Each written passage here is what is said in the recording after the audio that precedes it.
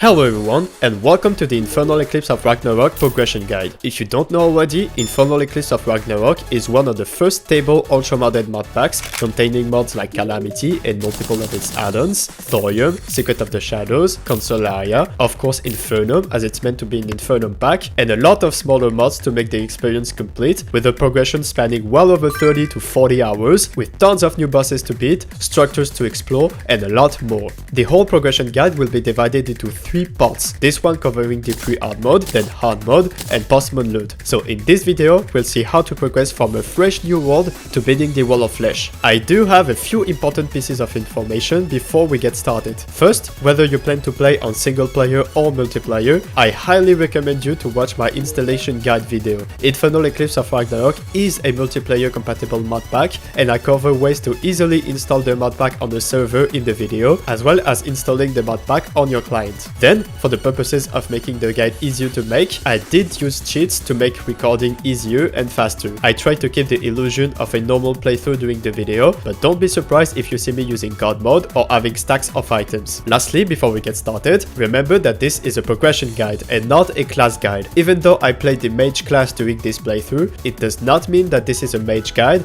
and you're not forced to follow the gear I used during the video. It was probably not optimized at all. Individual guides for the 7 classes present in the mod pack may come out in the future depending on the demand. So if you do want to see class guide get done, please tell me in the comments. With all of this out of the way, let us begin our adventure by creating a new player and a new world. Let's get started.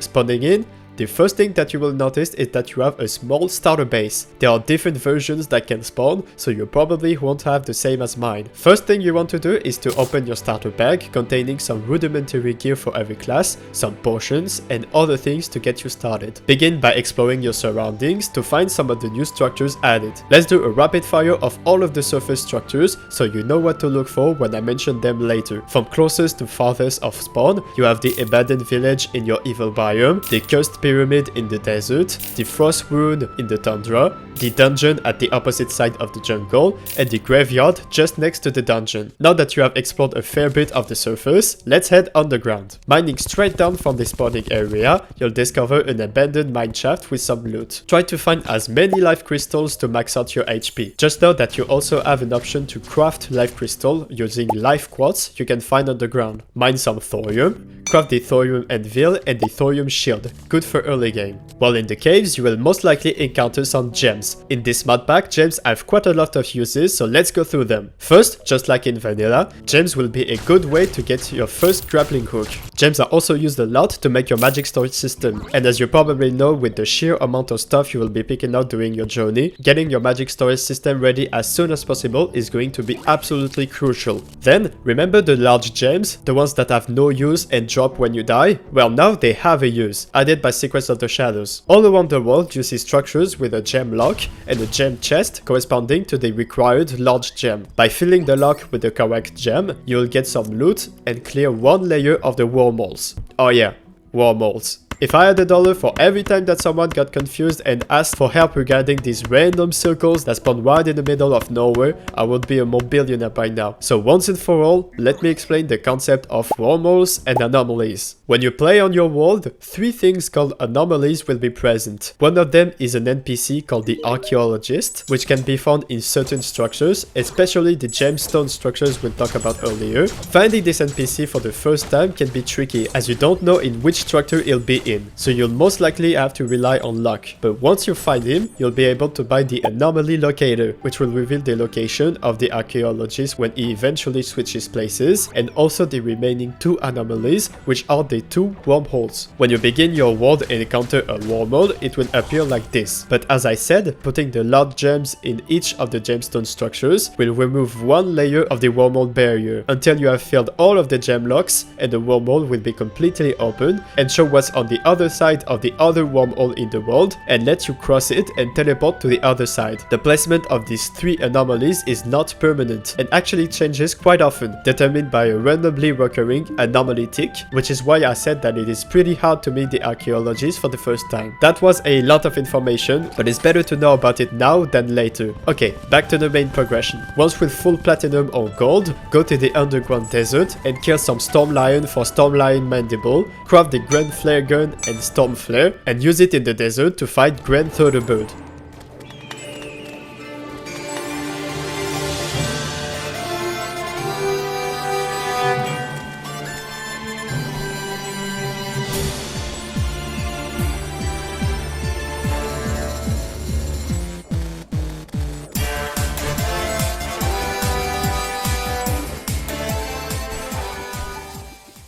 Killing Grand Thunderbird unlocks your first pair of early game wings, as well as Sandstone, a material useful to make thrower gear. This also unlocks the Desert Acolyte, which is where you can buy blank technique scrolls to make thrower techniques if you're playing the thrower class. You can explore the surface abandoned village, located in the evil biome, get old keys from breaking boxes or killing enemies, and open the chest for some good loot, including weapons and materials such as ancient steel, which will be useful later. Eventually, a slime raid might occur. After killing 150 slimes, this would be your best chance to attempt the first vanilla boss, King Slime.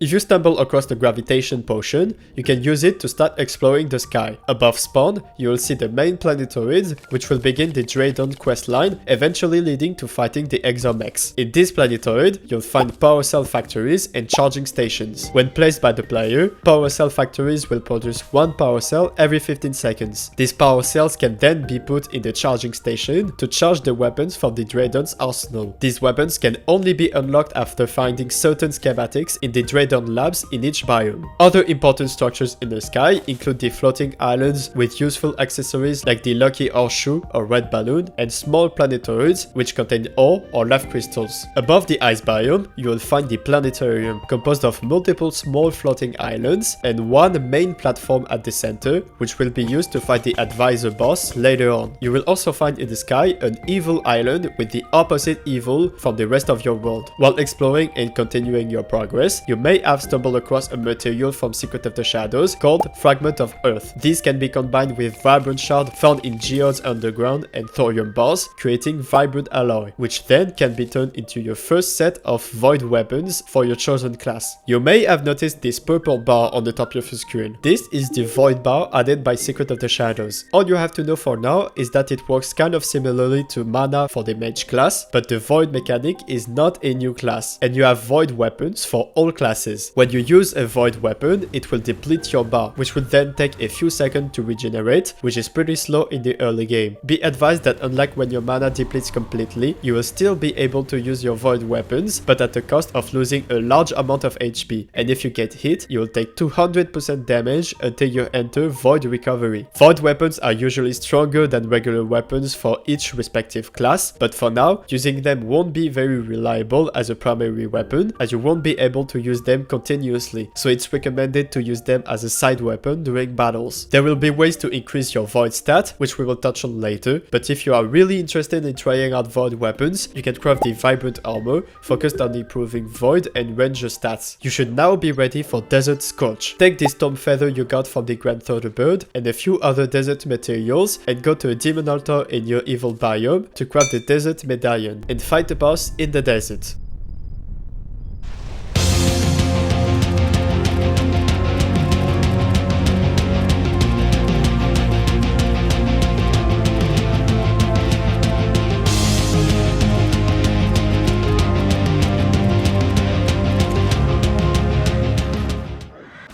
Killing the Desert Scourge will unlock materials to make sea remains, used to make new weapons and a new class-specific armor, and will allow you to fight the giant clam in the second sea. Go to the second sea below the underground desert and fight the giant clam, which can randomly spawn in the biome, or you can summon it using the summon item Infernal Eclipse. After beating the giant clam, go talk to the Sea King you liberated, and it will grant you its blessing, allowing you to breathe underwater for a few minutes, useful if you want to continue to explore the rest of the second sea. While exploring the second sea, you will find the second sea lab, and by looting the chest here, you will find the second sea schematic and navy plate in the middle of the structure. Obtaining the schematics make new weapon available, unlike other schematics, which will need to be decrypted first. After going home with this new schematic, craft the Codebreaker base from a charging station, mysterious secretary, and dubious plating, which as the name implies will be the base of your future completed Codebreaker and where you'll put all of the upgrades. The next part of the Codebreaker is the decryption computer, with the craft unlocked by obtaining the second sea schematic, but crafting it requires wires bought from the mechanic, so we need to get back to it after we beat Skeletron. If you have obtained a suspicious looking egg from Evil or Disaster's Bunny, you can use it to summon Lepus, a side boss added by Consolaria.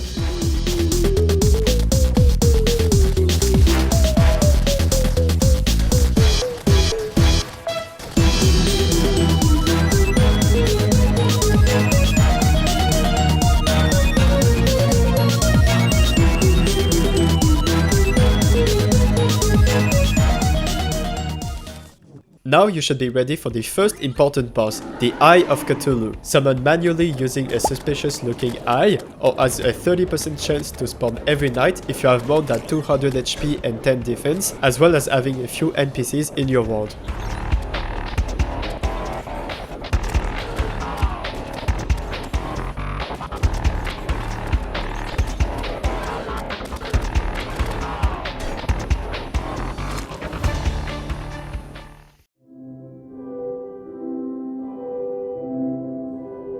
Killing it will unlock a few things. First, you will get access to your evil biome ore, either Crimtane or Demonite, which can be used to craft a few more weapons and to make your first magic storage upgrade. Something to also note is that the Tinkerer's workbench now requires to have killed the Eye of Cthulhu, as the workbench is now a craft composed of the abandoned workshop dropped by the Eye and the Tinkerer's repair blueprint sold by the Goblin. Now that you have the abandoned workshop, you'll need the remaining material sold by the Goblin Tinkerer. Go to your evil biome and break one heart, which will now make it possible for the Goblin army to appear. Or you can also summon the army manually by using the Goblin Battle Standard. Once you defeat the army, go find the Goblin in the underground and buy the repair blueprint from him to complete the workshop, allowing you to begin some of the accessory crafting trees. The path to Terrace Park Boats is unchanged, so you already can begin progressing towards it. Your next boss will be Glowmoth, a glowing mushroom boss. To summon it, go collect some glow web in the mushroom biome and transform it into glow nylon at a loom. Then bring this, some glowing mushrooms and a candle at an altar to craft this suspicious looking candle.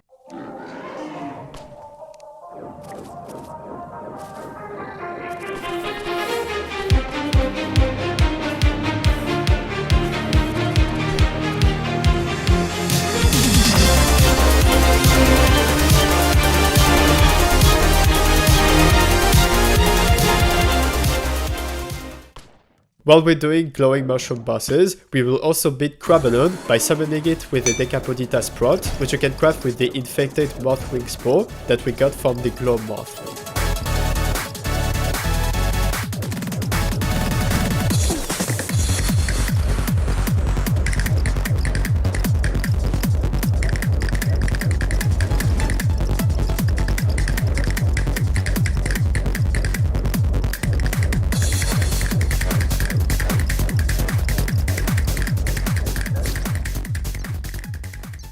Beating Crabalon will give you your first Rage Meter upgrade with the Mushroom Plasma Root. If you discover the Aether biome, you can use the Shimmer to get several permanent upgrades, like a Life Crystal to get Phyto Crystal, a Mana Crystal to get Arcane Crystal, and any Life Root to get Ambrosia. Since you defeated the Eye of Cthulhu, you now have access to the Acid Rain, a random occurring event at the Sulphurous Sea, where you have to beat a certain amount of enemies. The next step is going to beat your first evil boss, either Brain of Cthulhu or Eater of Worlds. Go to your evil biome and break 3 hearts to summon it.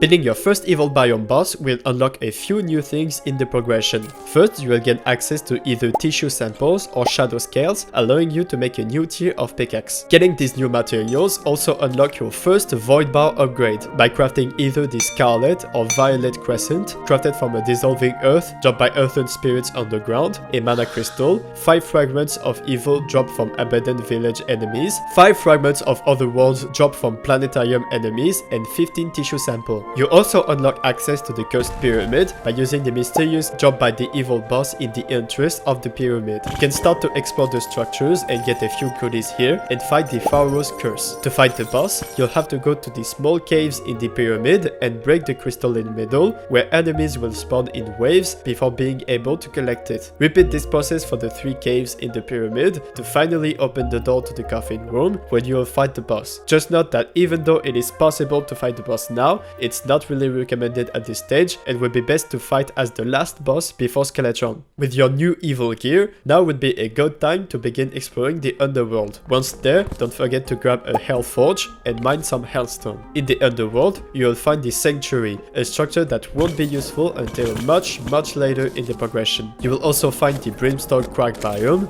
and the underworld biocenter lab, where you will be able to find Murasama, even though it can be used right now. You'll also find the underworld encrypted schematic, which won't be used until much later on, so keep it somewhere safe. Lastly, you'll find at the edge of the world the Profane Garden, which will be useful much later on in post-Moonload to find the Profane Guardians and Providence. But for now, you can get the Wayfinder item, which allows you to set a location in the world you can teleport to at any time by using the item. The next boss is going to be Queen Jellyfish, which can be summoned using a jellyfish resonator in the ocean.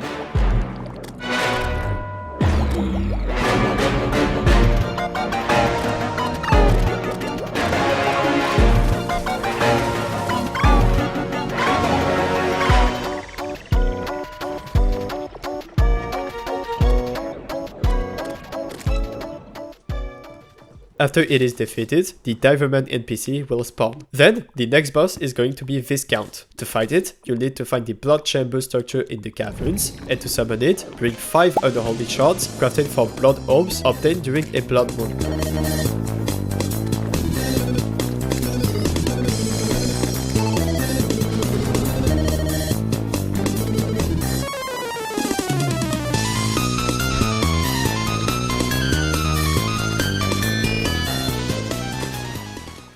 Next mini-boss is Corpse Bloom, a pretty trivial mini-boss appearing randomly in the underground jungle. The next pretty major boss you will fight is again an evil biome boss, either Perforator for Crimson or Hive Mind for Corruption. To summon it, kill either the randomly spawning Hive Tumor or Perforator Cyst in your evil biome, which will initiate the fight.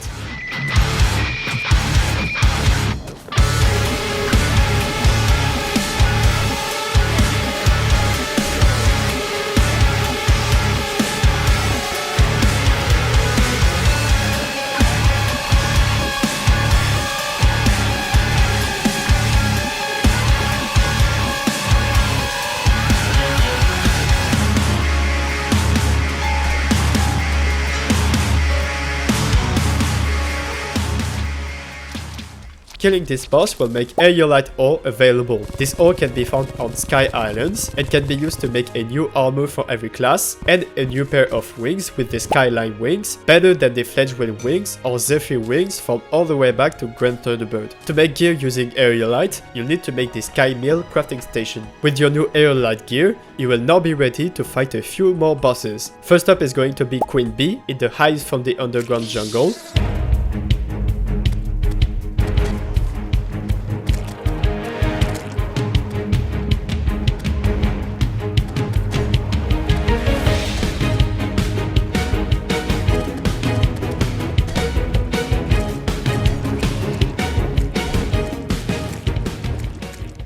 Then Putrid Pinky in any biomes using a jar of peanuts.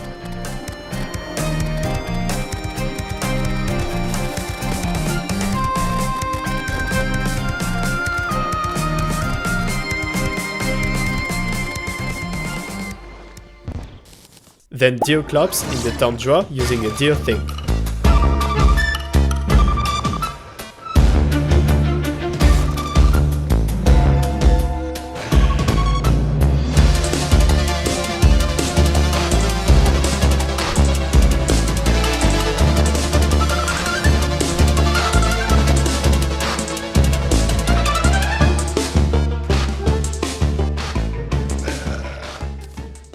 As I said before, the last step before fighting Skeletron should be to finish the Curse Pyramid by fighting the Pharaoh's Curse.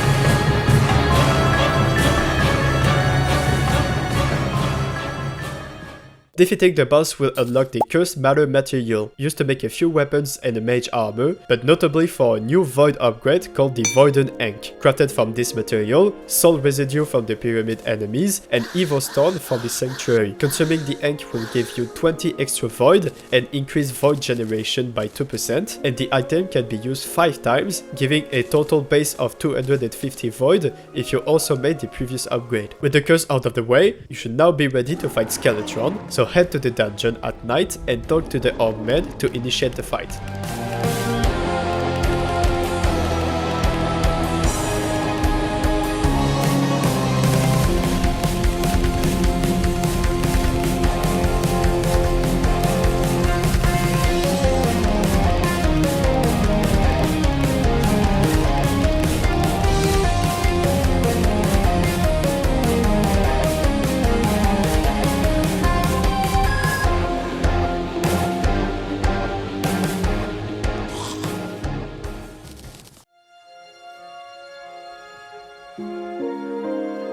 A lot of things are going to happen right after you beat Skeletron. The first thing you'll notice is that an NPC called Solin will fall from the sky. You'll see that interacting with Solin is a lot different than other NPCs. Talking to her will start a questline that would last until the very end of the game, beginning with setting up a camp by placing the strange flagpole she gives you on a flat and clear area. Once the camp has been set up, you'll be able to interact with a bookshelf inside of the tent to place special books you get by accomplishing certain tasks. You might already have a few of them, so check on your storage for books that come from the Wrath of the Gods mod and go place them in the bookshelf of the camp, as each book will give you a few rewards. Next, Solin will ask you to repair a telescope with some wood and platinum or gold. Once it is repaired and at night, you'll be able to observe the stars and a strange rift near the moon. Next, defeating the Skeletron gives you access to the dungeon. The dungeons remain largely similar to the vanilla one, but with new enemies and loot. You'll also gain access to dark steel ingots and will be able to find the illusionist mini-boss by finding a mirror you can interact with in the dungeon. While there, don't forget to take a shadow key to open the chest in the underworld for some good loot. Also grab the alchemy table, which will be a very useful crafting station to make potions. Talking about potions, if you haven't yet invested into them, now would be a good time to start. And with your new alchemy table, you can also start to duplicate them using blood orbs. The recipe using blood orbs is changed by the modpack from base Calamity, requiring to have the potion beforehand to be able to duplicate them. For both vanilla and modded potions, some of the good options to look for will be Swiftness Potion, Regeneration Potion, Thorns Potion, Iron Skin Potions, Heart Witch Potion, Summoning Potion, Endurance Potion, Rage Potion, Wrath Potion, any food that makes you exquisitely stuffed, Blood Potion, Bouncing Flame Potion, Frenzy Potion, Brittle Potion, Blue Fire Potion, Rough Skin Potion, Soul Access Potion, and Assassination Potion. Farming all of these potions will sure take a big grind to accomplish, but the massive stat boost you'll get for every facet of combat will make the effort worth it. Then, as we mentioned earlier, having access to the dungeon also means that you'll be able to find the mechanic, buy wires from her, and make the next component to the code breaker, being the decryption computer. With this new component installed, you'll now be able to interact with the code breaker and place the planetoid schematic in it. You'll just have to provide 500 power cells, click decrypt, and then it sits for a few minutes. After the decryption has been completed, you'll now have access to new weapons and the next part of the code breaker, being the long range sensor array, which will only be craftable in Hardmode. With all of your new gear and potions, you should be ready for the next few set of bosses. First is Turker the Ungrateful. To summon it, you'll have to find harpies in the sky to get a cursed stuffing, then buy a turkey feather for the merchant, equip it on your pet slot, then use the cursed stuffing to summon the boss.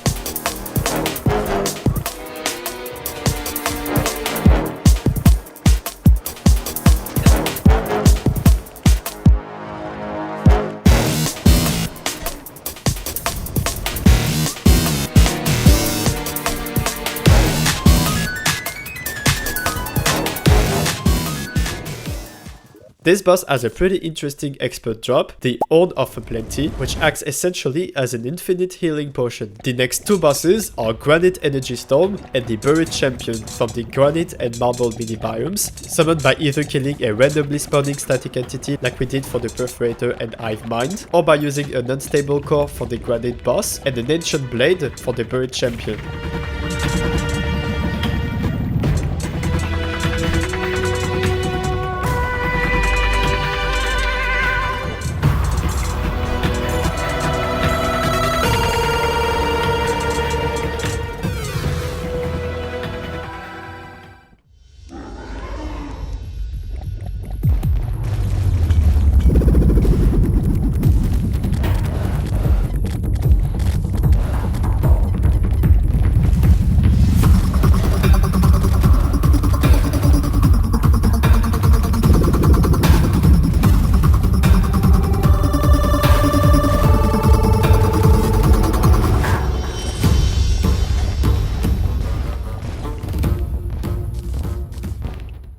They will each drop materials that is going to be used to make the summon for the Slime God, and the Buried Champion drops Champion Wings as its expert drop, a better pair of wings compared to the Skyline Wings. So once you have defeated them both, go make the Overloaded Sludge and fight the Slime God.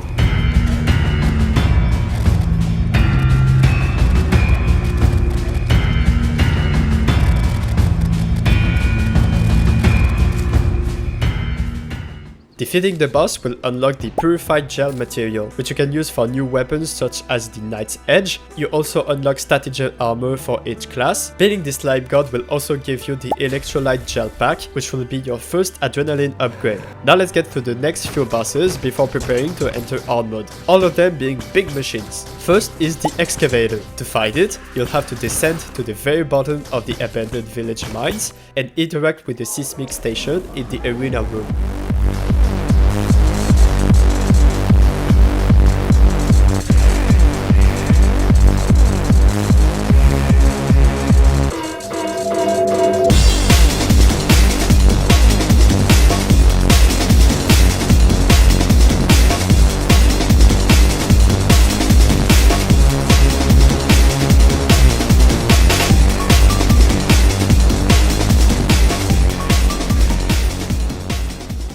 Then you have the Advisor, fought in the planetarium up in the sky. Before fighting it, you'll have to kill the 4 otherworldly constructs on the side of the main island.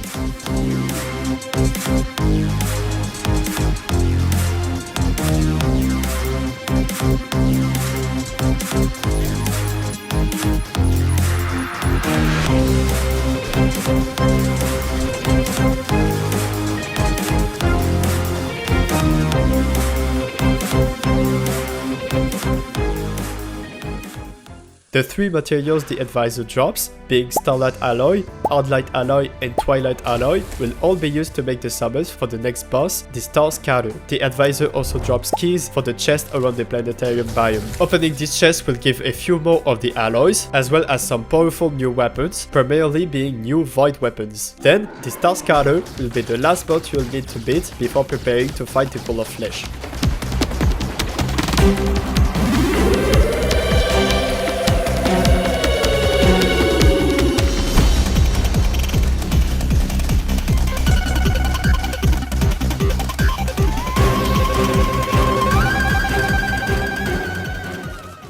Before going to the underworld, let's check for a few things to make sure you are ready for early hard mode. In terms of accessories, you should now have the terrace back boots, one accessory that grants you a dash, a pair of wings, and the rest being class specific accessories. Before entering hard mode, it may be smart to set up a pylon system for easy travel around the world. Another thing to make sure you have completed is unlocking each of the gem chests around the world. Doing so will allow you to use the wormholes you find around the world, which allows you to do wormhole conversions, which is similar to Shimmer, where you can transform items into other items. Unlocking all of the gem chests also causes some new enemies to spawn around wormholes, which drop materials for new items. One of these items is the Soul Heart, being the final permanent void upgrade. Now that you are ready to go, build your horizontal arena in the underworld and drop that voodoo doll in the lava to summon the wall of flesh.